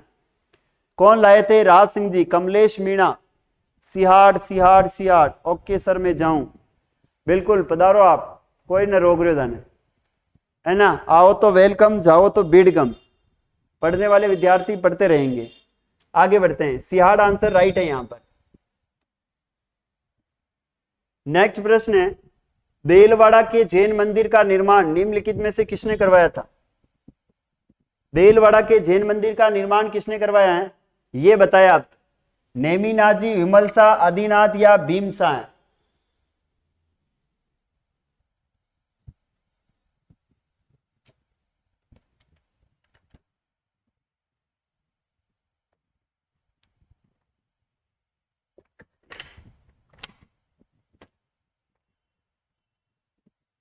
Indian army, good evening, good evening. देखिए इसमें राइट आंसर होने वाला है, देलवाड़ा के मंदिरों का निर्माण करवाया है, इसमें निर्माण कराने वाला है वो है आपका विमल शाह। देखो निर्माण करवाने वाला है विमल शाह। देखो यहाँ पर दो मंदिर बने हुए देलवाड़ा में, और देलवाड़ा में मंदिर बना हुआ, एक तो बना है विमल शाह मंदिर, विमल शाही मंदिर है। इसका निर्माण विमल शाह ने करवाया था, याद रखना। किसने करवाया है? विमल शाह ने करवाया था। एक मंदिर बना हुआ है, उसका नाम है, और वह मंदिर हो जाएगा आपका लोणवे शाही मंदिर। कौन सा है? लोणवे शाही मंदिर, लोणवे शाही मंदिर। यह लोणवे शाही मंदिर याद रखना नेमिनाथ जी को समर्पित है, नेमिनाथ जी को समर्पित है, नेमिनाथ जी को क्या है? समर्पित है। और ये विमल शाही आदिनाथ जी को समर्पित है, आदिनाथ जी। किसको है? आदिनाथ जी को। एक मंदिर बना हुआ है नाकोड़ा, नाकोड़ा जैन मंदिर है, और ये जैन मंदिर किसको प्रसिद्ध है, ये समर्पित है? तो ये पार्श्वनाथ जी को समर्पित है, पार्श्वनाथ जी, पार्श्वनाथ जी को समर्पित है, नाकोड़ा के जैन मंदिर है। यहां पर आपको रणकपुर के जैन मंदिर पूछा जाए, रणकपुर के जैन मंदिर, और रणकपुर के जैन मंदिर किसको समर्पित है? तो ये भी आदिनाथ जी को समर्पित है। किसको है? आदिनाथ। और यहां पर आपको पता है इसे खंभों का अजायब कर कहते हैं। 1 4 4 4 1444 क्या है यहाँ पर खंबे लगे हैं। सिस्टर गई, ओके जाने दे, जो जाता है उन्हें जाने दे। जाट साहब आप जाने दो उन्हें। अनिल मीणा बूंदी। चलिए आगे बात करते हैं। दादू पंथ की प्रमुख पीठ कहां पर स्थित है? दादू पंथ की प्रधान पीठ कहां पर स्थित है? दादू पंथ की प्रधान पीठ कहां पर है? आमेर में, नरेना में, मंडोर में या करौली में? दादू पंथ की प्रधान पीठ कहां पर स्थित है? कमेंट करके बताएं।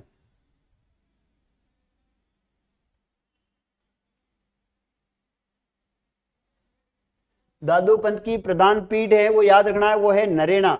नरेना कहां है? तो ये दुद्दू के अंदर है। कहां पर हो जाएगी? दुद्दू में है।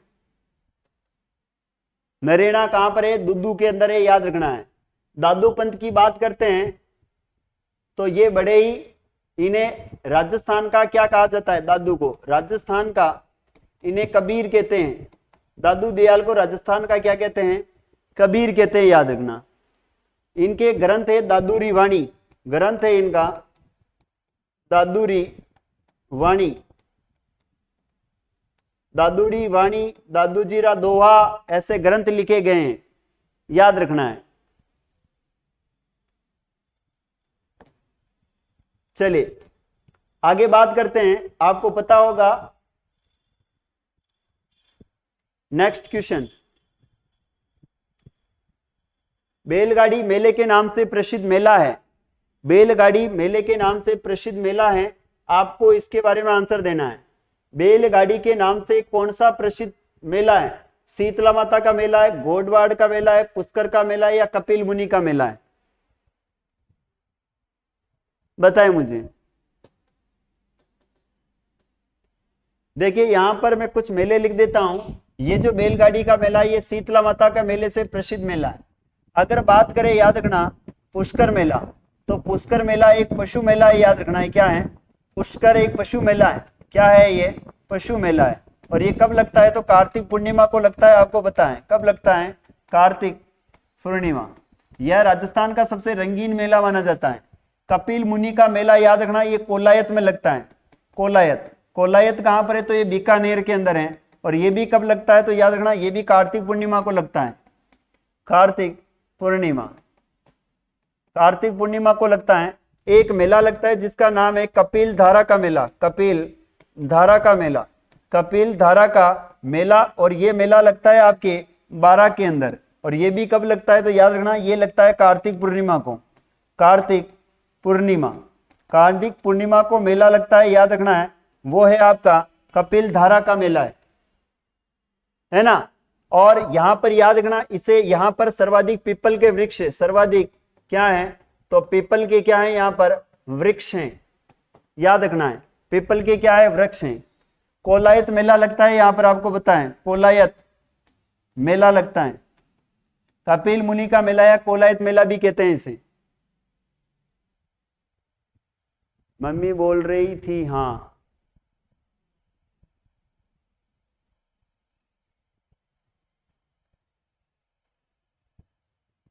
इसके बाद आपको पता है राजस्थान का एक मेला है जिसका नाम है वो है रामदेव रूणीचा मेला। कौन सा है मेला? है रूणीचा।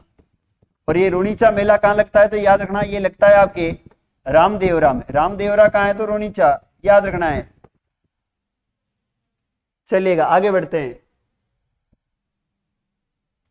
आदिवासियों का कुंभ किस मेले को कहा जाता है? आदिवासियों का कुंभ किस मेले को कहा जाता है? कमेंट करके बताएं। आदिवासियों का जो कुंभ है वो किसे कहते हैं? बाणगंगा मेला, पुष्कर का मेला, सुरसरा का मेला, या बेणेश्वर मेला?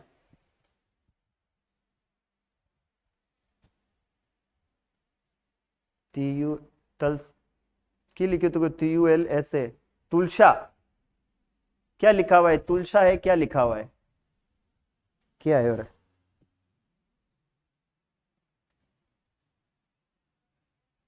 देखिए इसमें याद रखना बेणेश्वर मेला है। कौन सा हो जाएगा? बेणेश्वर। देखिए यहां पर बात करते हैं बेणेश्वर धाम। बेणेश्वर धाम की बात करें तो याद रखना ये कहां पर है? तो ये है नवाटापुरा। नवाटापुरा,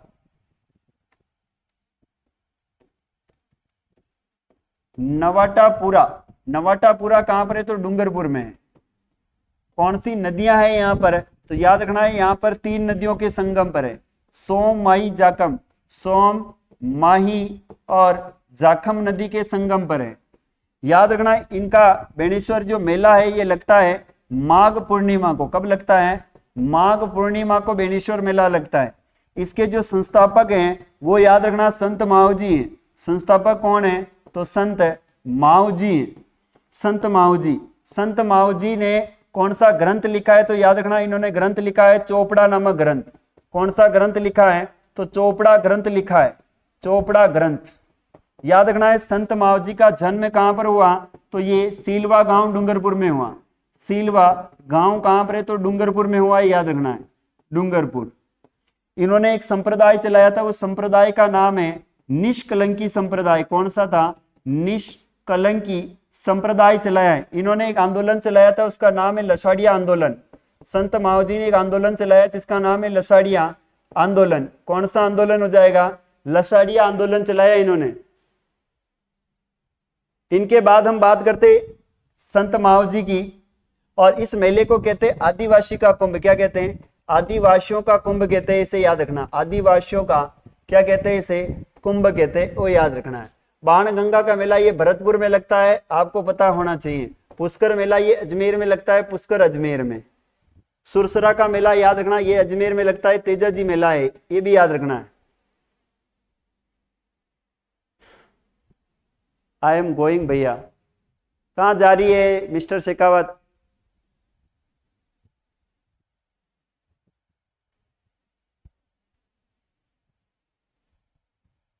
जाना नहीं है, जुड़े रहे। जीके बहुत शानदार होता है यहाँ पर। जाट साहब मुकेश पंचोली पर जा रहे हैं, अरे पढ़ लो। अभी तक में 20 क्वेश्चन और है मेरे पास, 26 प्रश्न और हैं। कितने क्वेश्चन हैं? 26 क्वेश्चन मेरे पास और हैं, ठीक है जी। 26 प्रश्न और है अभी तक, पढ़ते रहे, आपको क्या दिक्कत है? चलेगा, आगे बढ़ते हैं। चित्र शैली की बात आई है। चित्रकला शैली, बनी ठनी। बनी ठनी का संबंध कहां से? बनी ठनी संबंधित है सामंत, सतवंत प्रसाद, नागरीदास, मृगवंती या शिव पार्वती। बनी ठनी का संबंध किससे? सर मैं जा रही हूं। अरे मिस्टर शेखावत कहां जा रही है? प्लीज मत जाना, ऐसे क्या करती हैं? प्लीज मत जाना मिस्टर शेखावत, नहीं जाना है आपको, आपको हमारे चैनल पे ही रहना है।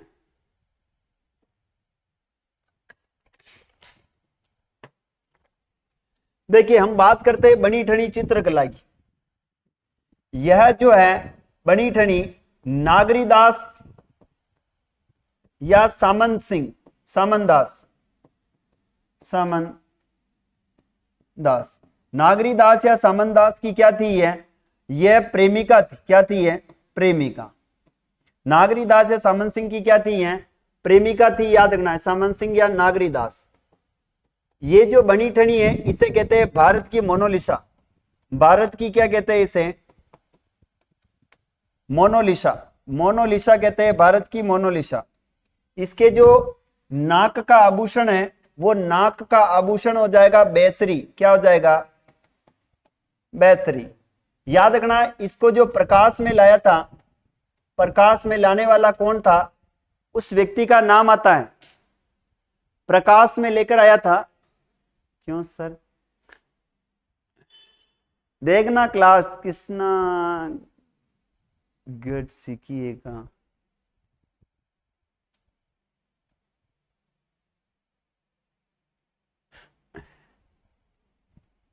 मोनालिसा। अच्छा, प्रकाश में कौन लेकर आया था इसको? बनी ठनी को बताना। इसका जो चित्र बनाया वो बनाया है मोर ध्वज, निहाल चंद ने इसका चित्र बनाया। निहाल चंद, मोर ध्वज निहाल चंद ने इसका चित्र बनाया। और इसके बारे में कहा जाता है लंबी नाक, तीखी आंखें, गोरे गोरे गाल, चिकने चिकने गाल, पतले पतले लिप्स, पतली सी कमर और ठमक ठमक कर चलती थी। कौन? आपके चलने वाली है, उसका नाम है बनी ठनी। याद रखना है। सर क्लास में बताया उस तरह से बताओ ना। बिल्कुल। देखो इसकी लंबी सी तो नाक, तिरछी इनकी लंबी लंबी तिरछी तिरछी आंखें, इनके गोरे गोरे गाल, चिकनी चिकनी गाल, पतले पतले होठ, पतली सी कमर और ठुमक ठुमक कर चलती है। कैसे चलती है? ठुमक ठुमक कर चलती है। याद रखना वो कौन है? बनी ठनी है। वो याद रखना है। चलिए आगे बढ़ते हैं। अच्छा ये बताएं मुझे आप, शिकार करती हुई महिलाओं के चित्र किस चित्र शैली की विशेषता है? शिकार करती हुई महिलाओं के चित्र किस चित्र शैली की विशेषता है? कमेंट करके बताएं। शिकार करती हुई महिलाएं किस चित्र शैली की विशेषता है? शिकार करती हुई महिलाएं किस चित्र शैली की विशेषता है? शिकार करती हुई महिलाएं, करती हुई महिलाएं, शिकार करती हुई महिलाएं किस चित्र शैली की विशेषता है? नाचता हुआ मोर, नाचता हुआ मोर किस चित्र शैली की विशेषता है? नाचता हुआ मोर। इनके बाद में बुझे हुए रंग, बुझे हुए रंगों का प्रयोग, रंगों का प्रयोग किस चित्रशैली में हुआ है? हमारी सिट्टी बूंदी की कोटा। देखो शिकार करती हुई है कोटा की, कहां की है? कोटा। और नाचता हुआ मोर कहां का है? तो ये बूंदी का है। और रंगों का प्रयोग हुआ है नागौर में, बुझे हुए रंगों का प्रयोग नागौर में हुआ है।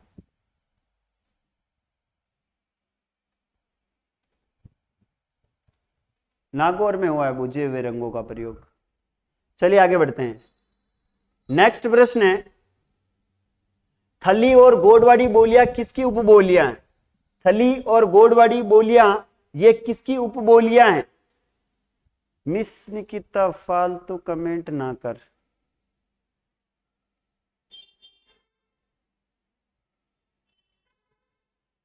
ये बताए मुझे, थली और गोडवाड़ मारवाड़ी की है, मेवाड़ी की है, मेवाती की या शेखावाटी की है?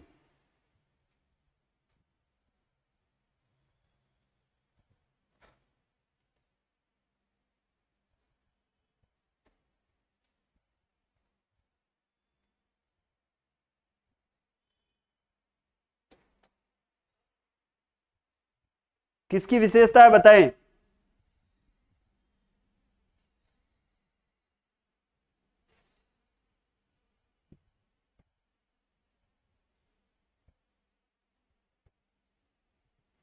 ये याद रखना किसकी है? मारवाड़ी की है।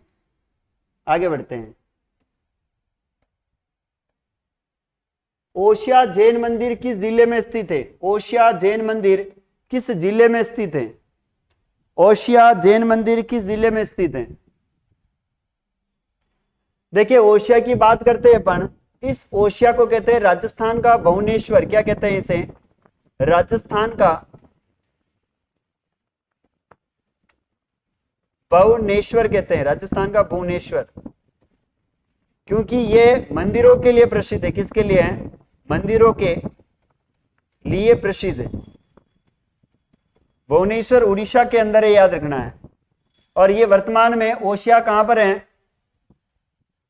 तो ओशिया ये इसके अनुसार तो जोधपुर होगा, याद रखना। कहां होगा? जोधपुर में। यहां ओशिया के अंदर एक माता जी का मंदिर है जिसका नाम है सचियाब माता। कौन सी माता है? सचियाब माता का मंदिर है। यहाँ सचियाब माता का क्या बना हुआ है? मंदिर। यह ओसवाल जाति की क्या है? कुलदेवी। ओसवाल जाति की क्या है? कुलदेवी। ओसवाल जाति की याद रखना है क्या है? ये कुलदेवी है। और इसे कहते हैं सांप्रदायिक सद्भावना की देवी। सांप्रदायिक सद्भावना की क्या कहते हैं इसे? सद्भावना की देवी कहते हैं इसे, सांप्रदायिक सद्भावना। चलिए नेक्स्ट प्रश्न है, सांझी सांझी जो है त्योहार किससे संबंधित है? सांझी किससे संबंधित है? नवविवाहितों से, किशोरी बालकों से, कुंवारी कन्याओं से, या इनमें से कोई नहीं? सांझी किसके लिए प्रसिद्ध है?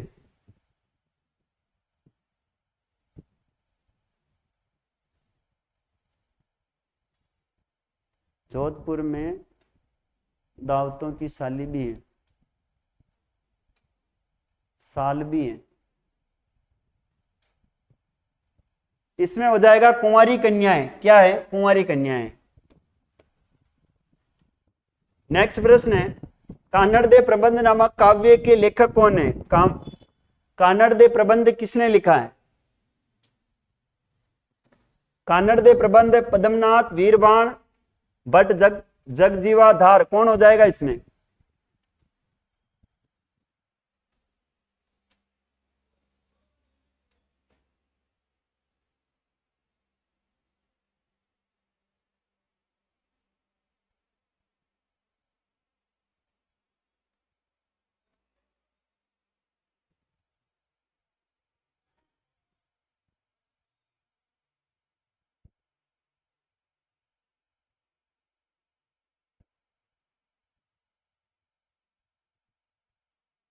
चलिए इसका आंसर है वो है पद्मनाथ। कानड़ दे प्रबंध पद्मनाथ ने लिखा है। नेक्स्ट प्रश्न है, गिद्दड़ नृत्य राजस्थान के किस क्षेत्र में किया जाता है? गिद्दड़ नृत्य, गिद्दड़ नृत्य आपको पता है कहां किया जाता है? तो ये शेखावाटी का फेमस है। कहां का है? गिद्दड़ नृत्य शेखावाटी का है। आगे बनी ठनी चित्र के चित्रकार, चित्रशैली के चित्रकार कौन थे? बनी ठनी चित्रकला के चित्रकार कौन है? निर्मल देव, मनमोहन देव, निहाल चंद या अमर सिंह? चित्रकार कौन है इसके?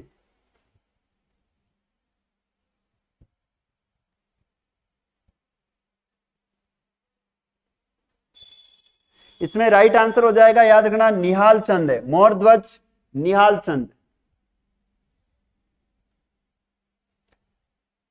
आगे प्रश्न है, संत मीराबाई का जन्म स्थान कुड़की वर्तमान में राजस्थान के किस जिले में है? वर्तमान में राजस्थान के किस जिले में है? और एक जिला यहां पर मैं कर देता हूं, वो है आपका ब्यावर। अब कमेंट करके बताएं कुड़की कहां पर स्थित है?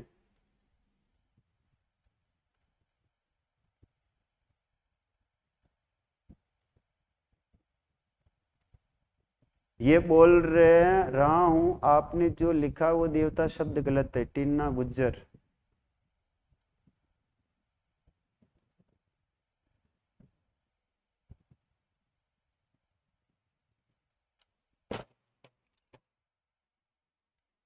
इसमें राइट आंसर है, याद रखना, ब्यावर है। कुड़की कहां पर है? जेताराम ब्यावर में। और नो, दोनों आपस में मतलब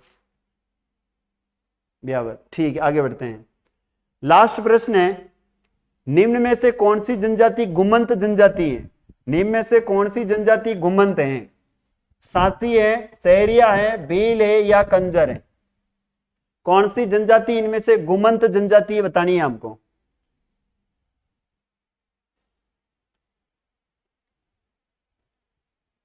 सरिता चौधरी केरी में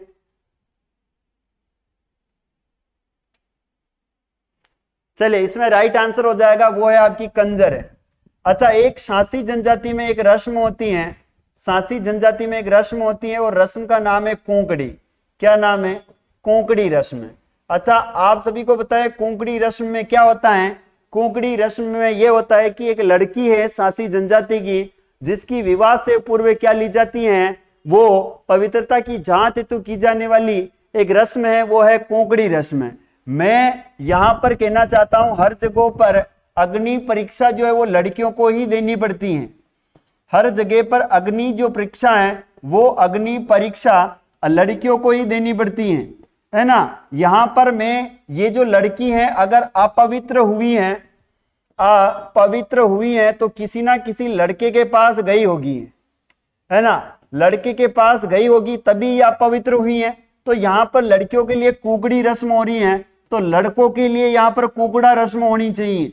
लड़कों के लिए यहाँ पर कुकड़ा रस्म होनी चाहिए, क्योंकि इनमें लड़का भी गुनहगार है, ओनली लड़की गुनहगार नहीं है, इसके अंदर याद रखना है। तो लड़की की पवित्रता के लिए जांच हो रही है, तो लड़के के लिए भी होनी चाहिए कुकड़ा रस्म। ये शादी से पहले 98% लड़के पहले ही फेल हो जाएंगे इस रस्म में, वो याद रखना है ना। तो ये कुकड़ी रस्म सिर्फ लड़कियों की पवित्रता की जांच हेतु ली जाती है, जबकि लड़कों हेतु भी एक रस्म होनी चाहिए, और वो रस्म कुकड़ा रस्म होनी चाहिए, है ना। क्योंकि आज वर्तमान के समय में ये कुकड़िया भी बचित की कोइन है, तो ये कुकड़ा भी बचत का कोइन है। अब जांच करें तो कुंवारे ही रहो, फिर कुछ भी नहीं हो सकता है। इसलिए अपने को जांच वाच कुछ भी नहीं करनी है, और रस्म है। अब पता भी चल जावे कि अपवित्र है तो क्या करें, उसको छोड़ दे क्या बीच मंडप में, कुण न करें।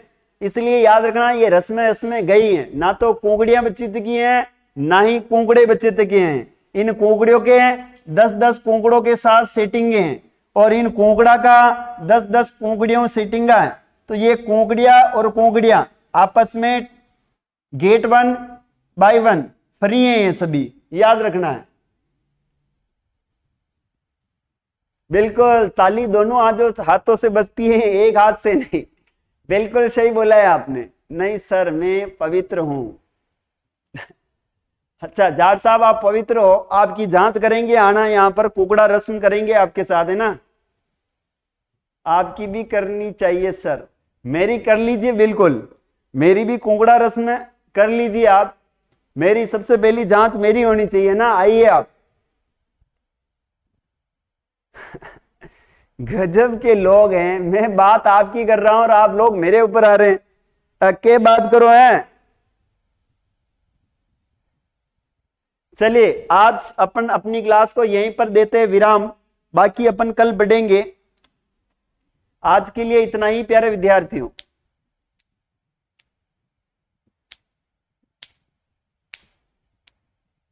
चलिए आज के लिए इतना ही। हाँ, कुछ एक दो लाइनें हो जाए आप सबके लिए, देखते हैं कुछ अच्छी लाइनें लिखी हैं तो सुना देता हूं मैं आप सभी को, है ना। एक बात बोलूं, सुनना आप सभी।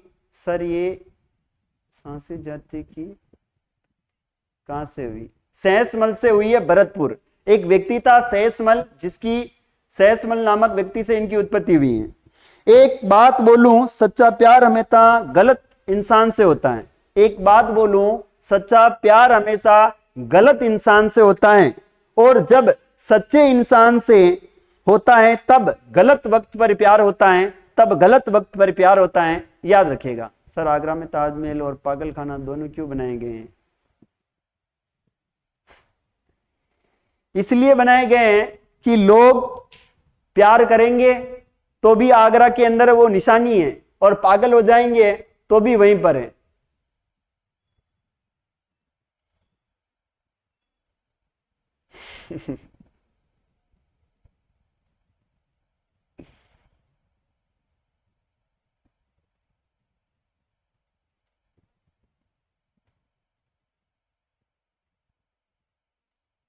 चलिए मेरी सबसे फेवरेट एक शायरी है ना, वो बोल देता हूं।